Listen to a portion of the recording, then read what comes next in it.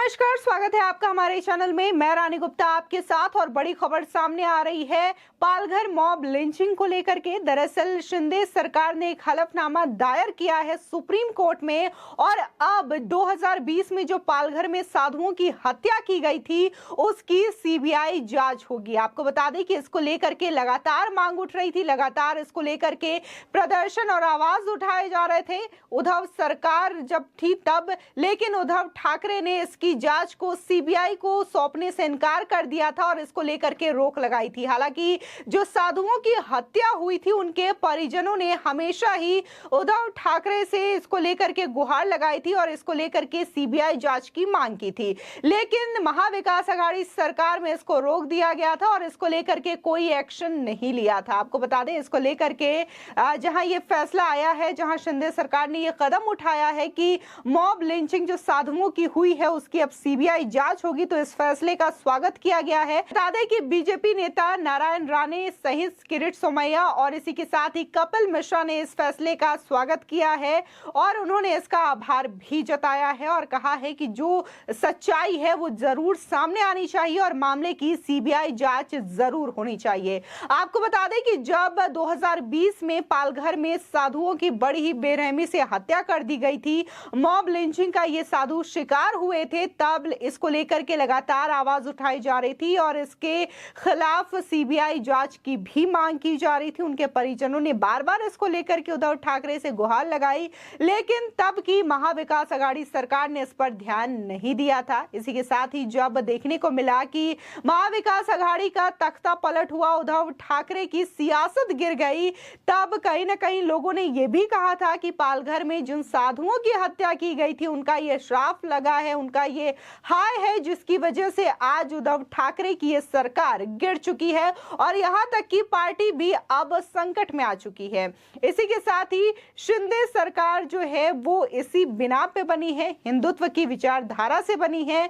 और जिस तरीके से बाला साहब ठाकरे की विचारधारा रही है, उन्होंने हमेशा से ही हिंदुत्व को लेकर के लड़ाई लड़ी है, तो इसका भी हमेशा से उदाहरण दिया गया कि अगर बाला साहब ठाकरे आज जिंदा होते तो उद्धव ठाकरे के इस फैसले और इस सीबीआई जांच को रोकने की बात से जरूर आहत हुए होते। और जिस तरीके से बाला साहब ठाकरे ने हमेशा हिंदुत्व के विचारधाराओं को आगे बढ़ाने का काम किया है, तो उद्धव ठाकरे जो है इससे बिल्कुल उलट दिखाई दिए, जिसकी वजह से शायद एकनाथ शिंदे ने उनसे अपना रास्ता अलग कर लिया और अपने एक नए गुट की स्थापना की है और उन्हें वो असली शिवसेना बता रहे हैं। और इसी के साथ ही वो बार बार यही कह रहे हैं कि वो बाला साहब ठाकरे के विचारों को लेकर के चल रहे हैं, उनके हिंदुत्व के विचारों को लेकर के चल रहे हैं। और आज जो ये कदम शिंदे सरकार के द्वारा उठाया गया, जो एफिडेविट सुप्रीम कोर्ट में दायर की गई है मॉब लिंचिंग मामले को सीबीआई जांच सौंपने के लिए, तो इसकी लोग सराहना करते हुए भी नजर आ रहे हैं। आपको बता दें कि महाविकास अघाड़ी सरकार में हमेशा ही देखने को मिला है कि कैसे एनसीपी और कांग्रेस पार्टी को खुश करने के लिए हिंदुओं को टारगेट किया गया और साधुओं की जब हत्या हुई थी तब भी इस पर कुछ भी खुल के कभी भी उद्धव ठाकरे की ओर से नहीं बोला गया। बता दें कि महाराष्ट्र के पालघर में साल 2020 में हुए मॉब लिंचिंग मामले में राज्य सरकार मामले की जांच सीबीआई को सौंपने को तैयार हो गई है। बता दें, पालघर मॉब लिंचिंग केस को सीबीआई जांच कराने की मांग वाली याचिका पर अपने हलफनामे में महाराष्ट्र सरकार ने कहा कि वो सीबीआई को मामले की जांच सौंपने के लिए बिल्कुल तैयार है और उसे इससे कोई आपत्ति भी नहीं है। आपको बता दें कि उद्धव ठाकरे जब मुख्यमंत्री थे तब उन्होंने इसका विरोध किया था। बता दें कि केंद्रीय मंत्री और बीजेपी नेता नारायण राणे ने इस मामले में कहा कि मामले की जांच होनी चाहिए और सच्चाई सबके सामने आना चाहिए। तो वहीं बीजेपी नेता किरीट सोमैया ने भी इस फैसले का स्वागत किया है। इसी के साथ ही बीजेपी नेता कपिल मिश्रा ने भी इस फैसले का स्वागत करते हुए ट्वीट कर लिखा,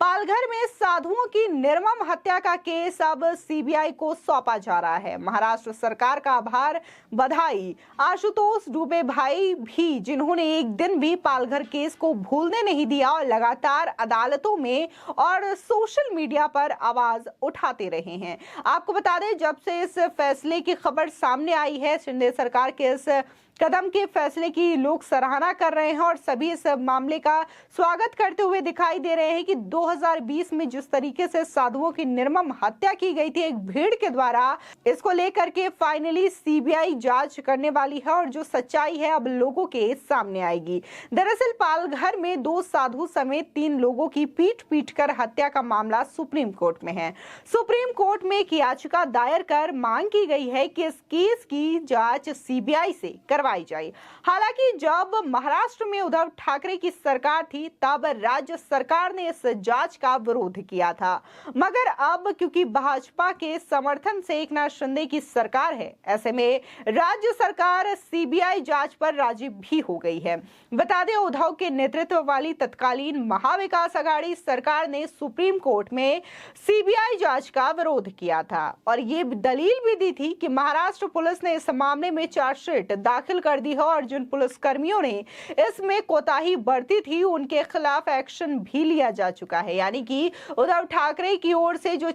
बातें कही गई थी उसमें कहा गया है कि इसकी जांच पूरी हो चुकी है, पुलिस ने भी अपनी चार्जशीट दाखिल कर दी है और जो इसमें पुलिस दोषी पाए गए हैं उनको भी हटा दिया गया है। लेकिन ये बात सामने नहीं आ पाई कि आखिर इसके पीछे किसकी साजिश थी या फिर क्यों इसको सीबीआई को ये जो मामला है वो सौंपा नहीं जा रहा था। इसके पीछे कई अहम कारण माने जा रहे हैं। फिलहाल अगर सीबीआई में जो चीजें हैं वो साफ होगी कि आखिर क्या ये महज एक मॉब लिंचिंग का ही मामला था या फिर सोच समझ करके साधुओं की हत्या की साजिश रची गई थी। बता दें, ये याचिका साधुओं के परिजनों की ओर से सुप्रीम कोर्ट में दायर की गई है और उनके परिजनों ने ये बार बार मांग की है कि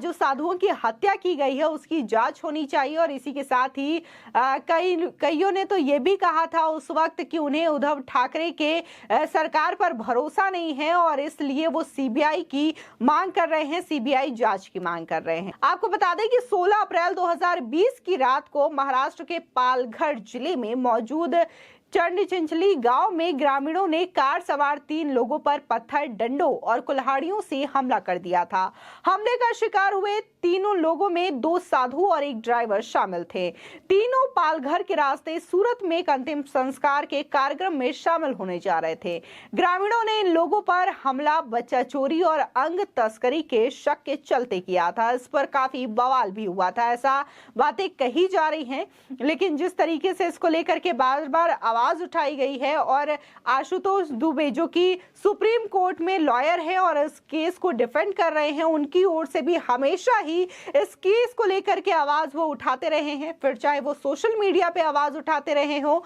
या फिर सुप्रीम कोर्ट में इसको लेकर के दलीलें पेश करते रहे हो। फिलहाल जिस तरीके से उन्होंने बार बार इसको लेकर के मेहनत की है और उद्धव ठाकरे सरकार को यह बड़ा झटका लगा है क्योंकि एकनाथ शिंदे के द्वारा लगातार उनके एक के बाद एक फैसले को पलटते हुए चीजें दिखाई दे रही है। पहले कारशेड मेट्रो का जो प्रोजेक्ट था उसको लेकर के फैसला लिया गया एकनाथ शिंदे के द्वारा और इस प्रोजेक्ट पे जो रोक लगी थी उसके काम को आगे बढ़ाया गया। इसी के साथ ही कहा गया कि जो सीबीआई जांच के लिए जो केसेस रुके गए हैं उनमें सीबीआई जांच होगी और कई ऐसे मामले थे जिसको लेकर के ये बार बार डिमांड की जा रही थी कि इसकी सीबीआई जांच होनी चाहिए और उनमें से ये पालघर मॉब लिंचिंग का भी मामला एक था जिसमें अब फाइनली शिंदे सरकार ने ये कह दिया है कि उन्हें इस पर कोई आपत्ति नहीं है और अब वो ये केस सीबीआई को सौंपने के लिए तैयार है। फिलहाल सुप्रीम कोर्ट में ये एफिडेविट दाखिल कर दी गई है और अब ये केस जो है वो सीबीआई को सौंपी जा रही है, जिसके बाद ये खुलासा होगा कि आखिर इन साधुओं की हत्या